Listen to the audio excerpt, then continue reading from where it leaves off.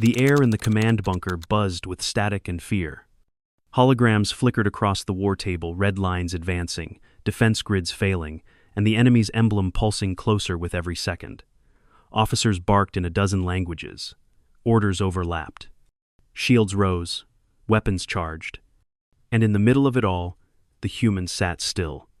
No armor, no rifle, just a weathered jacket and tired eyes, sipping cold coffee like he was waiting for a delayed shuttle.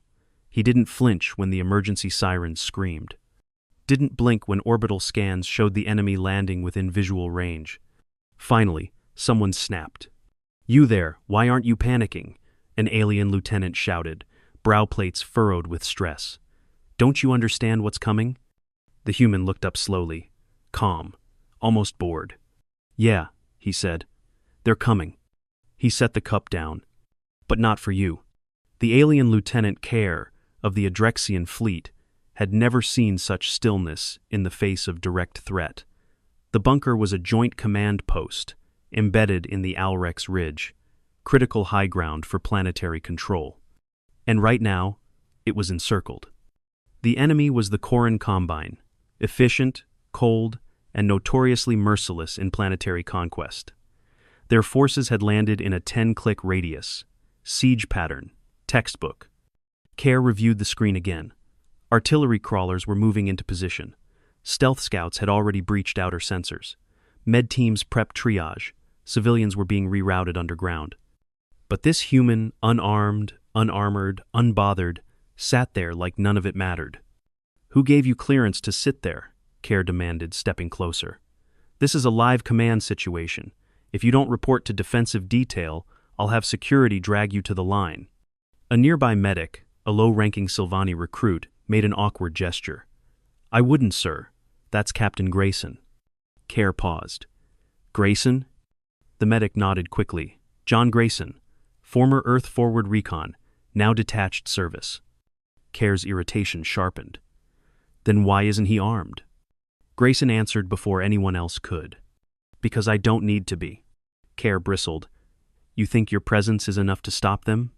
Grayson's eyes didn't waver. "Yes." The bunker lights flickered once briefly as an ion pulse from orbit rattled the upper grids. Some systems hiccuped. Generators kicked in. Care steadied himself on the edge of the table and turned to the main display. The enemy was slowing. That didn't make sense. Drone footage showed the front assault line moving more cautiously. Flanks began to adjust positions like they were waiting, not regrouping, not preparing. Waiting. Care scanned the list of defense preparations again. Mines, yes. Anti-armor set. No new command beacons. No reinforcements inbound. Just one man still sitting near the operations table. Then the internal comms crackled to life. A text voice came through, quiet, uncertain. Enemy units are halting. Primary advance unit just stopped 2 clicks out. They're not deploying siege weapons." Care leaned over the console. "What?" "They're transmitting on a closed channel. Visual ping, no message." "Visual? What kind?" The screen lit with a small contained heat signature. Human silhouette. Height matched Grayson's exactly. The figure was unmoving. Clear line of sight to their position. Care looked back slowly. Grayson didn't react. He just took another sip of the cold coffee. That's when the whispers started. Not in the official comms, not in command logs. Just word passed from engineer to sentry, from medtech to drone operator. The name spread like radiation through the ranks. Grayson. No rank needed. No introduction. Just the name. Is it him? He's the one who... Back on Idrin 3, he was on Cypra, walked through the enemy HQ, no backup. Care heard them all. Half were myth. The other half couldn't be verified because the missions were sealed under Earth Black Protocol. No records, no commendations. Just quiet success followed by enemy withdrawal. Always the same pattern. Arrival, stillness, collapse.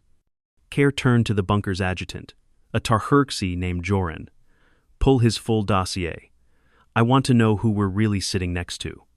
Joran nodded and retreated to a side console. A few moments later, he returned. his face visibly pale despite his natural blue skin. "There's not much. No full-service record, just deployment tags. But the names of the campaigns," he lowered his voice. "Sir, every single one was considered either unwinnable or a statistical loss projection." Kerr's jaw clenched. "And?" Joran handed over a data slate. Each one ended the same way. One survivor, base secured, enemy retreat, or annihilation. Recovery logs note severe trauma cases among enemy survivors, combat shock, loss of cognition, in some cases, catatonia. Kerr looked back to where Grayson Saturday. He still hadn't moved. "Why didn't Earth Command warn us?" Joran shook his head. "I think they did, sir. Just not in words." Outside, the core and front units began to shift again. Not forward, not sideward. Back. The heavy weapons teams turned first. Then the crawlers. Not a coordinated withdrawal. A hasty one. Retreat signals started blinking in their comm spectrum. Kerr stared at the display, stunned. "They're leaving?" A voice behind him replied softly. "They came for control," Grayson said, standing up, "but saw me instead." Kerr turned slowly. "What did you do to them?" Grayson picked up his jacket, shrugged it on. "Whatever I had to." He walked past the command table, past the frozen medics and silent officers, toward the exit corridor. The klaxon alarm had stopped. No one dared ask where he was going. Kerr just stood there, watching him disappear down the hall, finally asking the question everyone else had been afraid to voice. "Who is he?" Joran answered without turning his head. "He's why they ran." Kerr didn't sleep that night.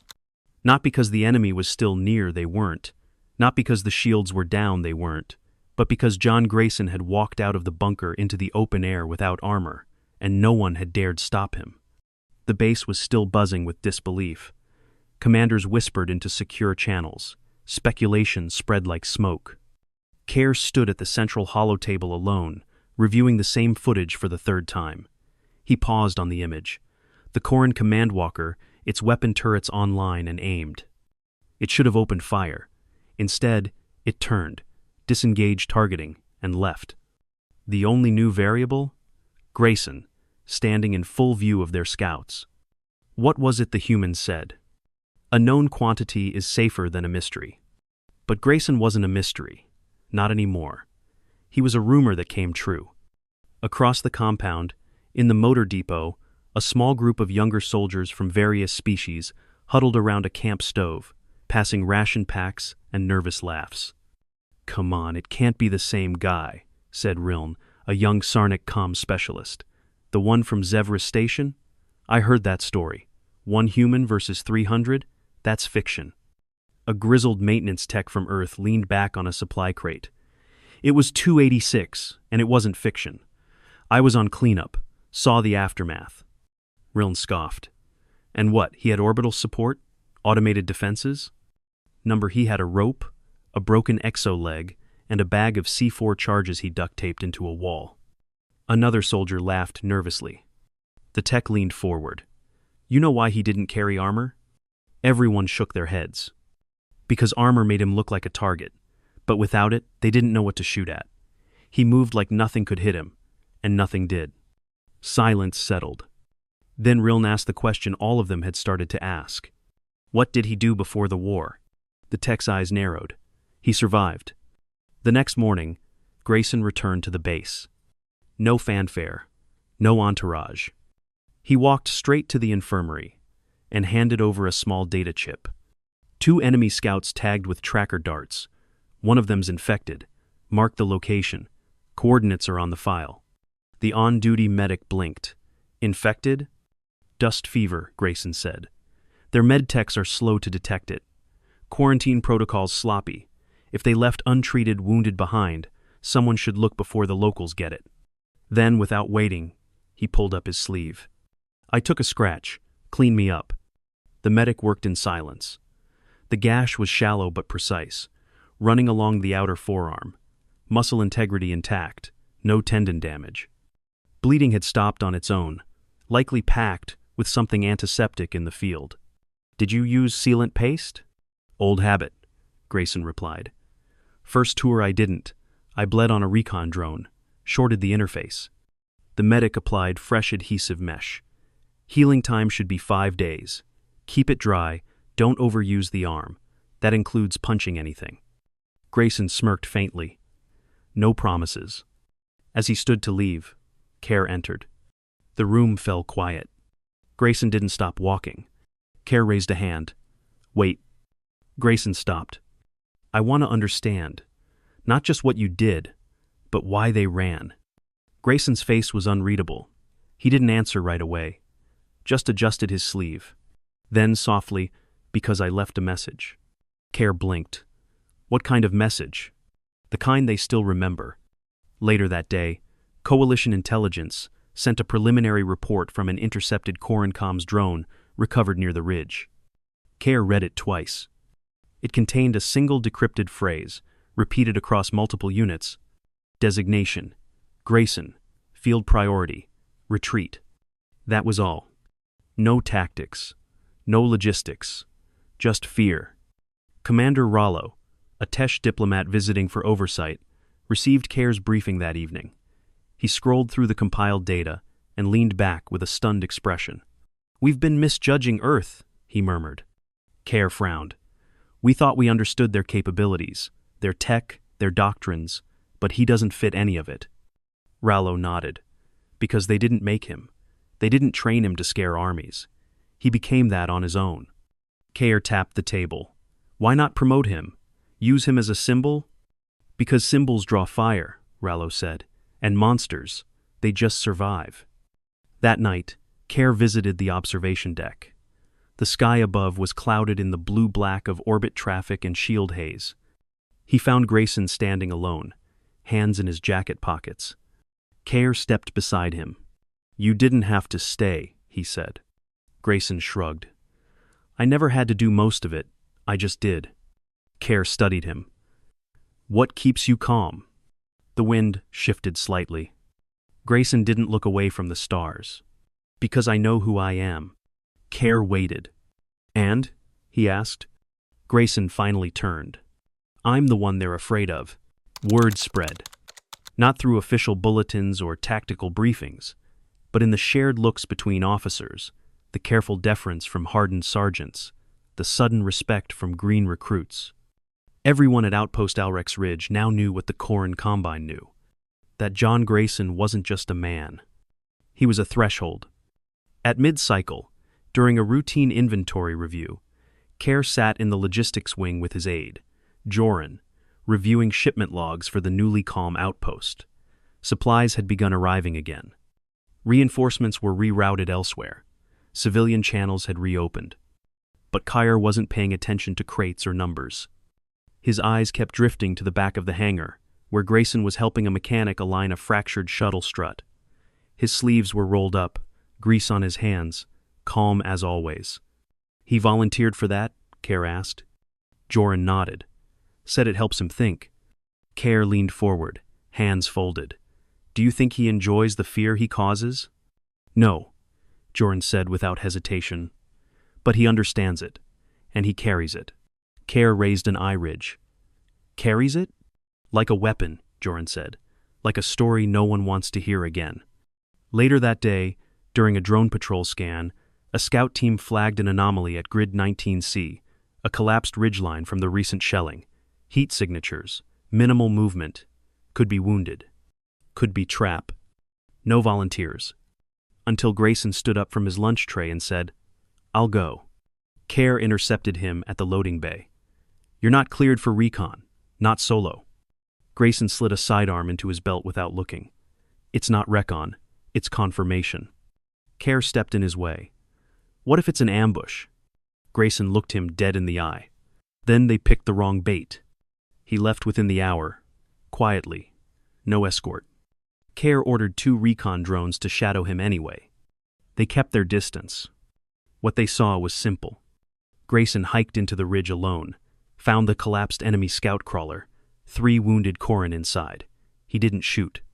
He administered coagulant gel from his belt pack, tagged them for evac, then left a single audio beacon transmitting in Coren language. "Next time, send someone else." By the time medical retrieval arrived, The prisoners were conscious and silent. No resistance, no threats, not even a word. Just wide-eyed watching.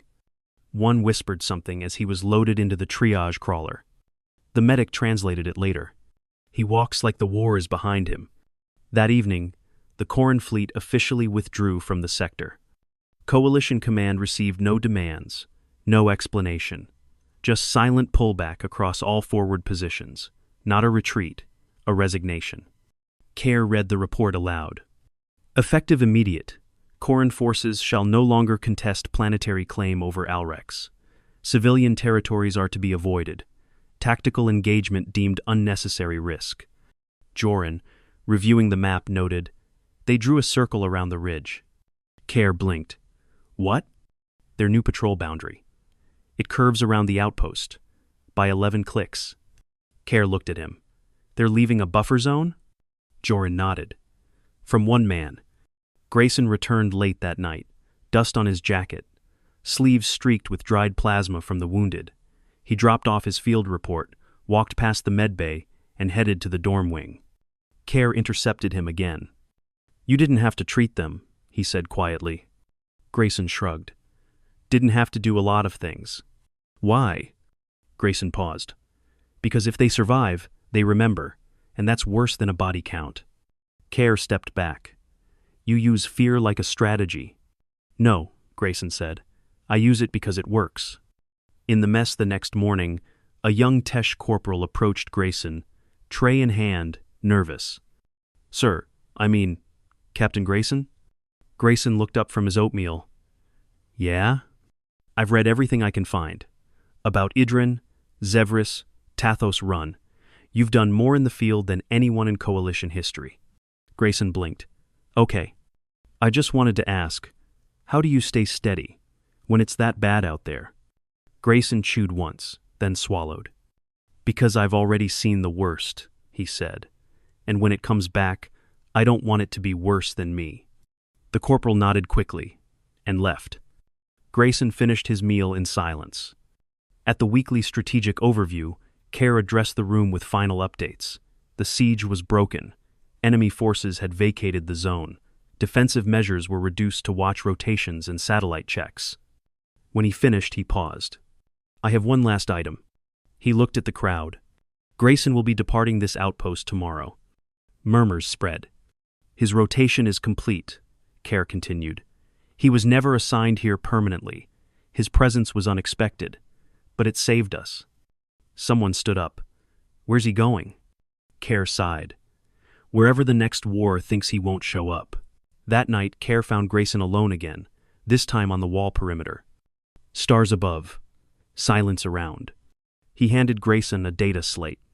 Your file. What I could pull from Earth's secure net. You might want it. Grayson didn't take it. I know what's in there. Care asked the last question, still lingering. Why do you do it? Grayson exhaled. Because someone has to be the last line. Care shook his head. But why you? Grayson finally looked over. Because they're afraid of me. The transport arrived at dawn. It was small, civilian pattern, no escort, no war paint, no gun emplacements. A subtle signal that the violence had passed. Grayson's gear was already packed, what little there was. Just a duffel, a data tag, a jacket folded neatly on top. Care waited by the platform, arms crossed, watching the final prep. Grayson hadn't shown up yet. He was in the infirmary. I don't need clearance, Grayson said evenly, arm extended on the sterile table. The medtech, a slender Delvani woman with 2 cybernetic fingers and a visible distrust of battlefield legends, shook her head. Still, the tissue needs to regenerate. You went back into the field 3 days after I told you not to. The laceration's healing unevenly. I've had worse. I've read your chart, she said dryly. That's not comforting. She scanned the arm, applied a neural stim patch, then began sealing the scar with a focused regen light. No infection, she murmured. But the muscle's going to tighten over time. Physical therapy would help. Grayson didn't respond. He was already rolling his sleeve down. She paused. You should take care of yourself. His reply was automatic. Not my priority. She didn't argue, just packed her kit and watched him leave. Shoulders square, posture straight, steps quiet as always. By the time he reached the platform, the engines were idling. Kerr looked up from his comm slate and gave a slow nod. "You're cleared for departure." Grayson gave a short nod back, adjusted his duffel, and turned to climb the ramp. But he stopped halfway. The pilot stepped out of the hatch. Human. Slim. Mid-32nd. No insignia, no visible rank. "John Grayson?" she asked, blinking through her visor. He looked up at her. "Yeah." She held up a tablet. "Got a reroute. Your orders changed this morning. You're not heading back to Earth. Coalition Command has a new directive. Diplomatic escort, Tier 9 conflict zone." Kerr stepped forward, frowning. "What conflict zone? There are no active Tier 9s in this quadrant." The pilot looked at him, then back to Grayson. "There is now." Grayson blinked once. "What's the op?" The pilot didn't answer immediately. She held up her wrist unit and tapped in a secure code. The display flashed. Assignment level, black. Clearance, granted. Grayson looked at it, nodded once, and turned back to Kerr. "Guess I'm not done yet." Kerr hesitated. "What if you don't come back this time?" Grayson adjusted his strap. "Then they'll know I was there." He boarded the shuttle without another word. The ramp closed. The vessel lifted without fanfare. No salutes, no waving flags. Just a base that felt quieter without him. 2 days later, in a high-level coalition intelligence meeting, Kerr sat among a mix of admirals, diplomats, and interspecies analysts. The topic was official policy revision, threat deterrence, psychological warfare, the impact of individual reputation. One Tesh ambassador leaned forward. "So, what are we calling it?" A Delvani general replied, "Grayson Protocol." Kerr shook his head. He wouldn't like that. "Well, too late," the general said. "Corin signed a provisional ceasefire after 30 years. We've had diplomacy teams trying that for half a generation. He shows up once, they draw a circle around his face and walk away." Another officer added, "We've reviewed footage. No force display, no firing, just visual confirmation, then retreat." A pause. Kerr exhaled. "They don't fear Earth. Not yet, but they fear what it produces." The Tesh ambassador nodded. "He's not a hero." "No," Kerr agreed. "He's a consequence." At Outpost Alrex Ridge, life resumed. Supplies came in on schedule. Patrols normalized. The medbay cleared out. The perimeter defenses were reset to standby. But some things didn't go back to normal. One corner of the command wall remained untouched. A dent, barely visible, where Grayson had set his coffee cup down the day the enemy turned away. The engineers had orders to repaint it. Kyer overrode them. "Leave it," he said. "Why?" Kerr didn't answer immediately. He looked at the cup-sized indentation like it was a message carved in stone. "Because one day," he said, "we'll forget what it cost to survive this place. That mark's not about what he did." He turned to the junior officer waiting nearby. "It's about what didn't happen after." In another part of the galaxy, a different outpost, newly fortified, barely built, received word of a human advisor en route. Low profile. No confirmed details. Just a name. No rank. No file. Just John Grayson. The local commander frowned at the manifest. "That can't be right. We're not high risk. No battles here." The communications officer glanced over the log. "Yet." And across 3 sectors, old enemies updated their war maps. They rerouted supply lanes. Abandoned forward stations. Flagged a name across their databases in deep red. Avoid direct engagement. Identify. Human male. Designation. Grayson. No action taken unless ordered. Because even after he left, the silence followed. And in the quiet, every soldier friend or foe remembered what it meant when he showed up calm. Not because he didn't fear the fight, but because the fight feared him.